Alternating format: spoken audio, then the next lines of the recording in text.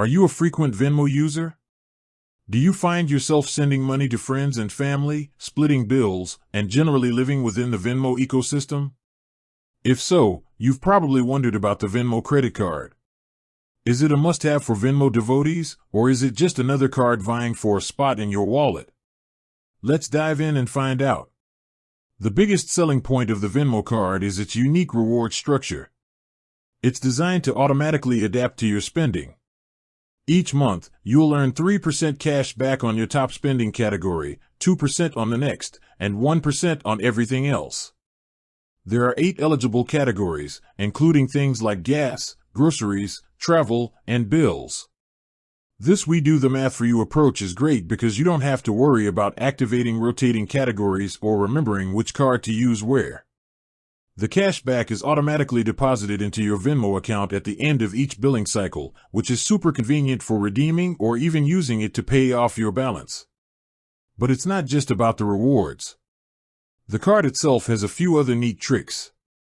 The physical card has a unique QR code on the front, which makes it easy for friends to scan and pay you back. It also integrates seamlessly with the Venmo app, giving you real-time notifications and the ability to track every transaction, split purchases, and even turn your cash back into crypto, if you're into that.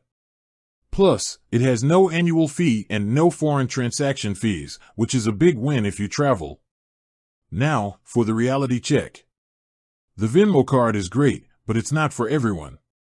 While it does offer automatic rewards, the categories themselves are fixed. You might find that other cards offer higher, consistent rewards on specific spending habits you have. And while there's no annual fee, the high variable APR can be a major drawback if you plan on carrying a balance.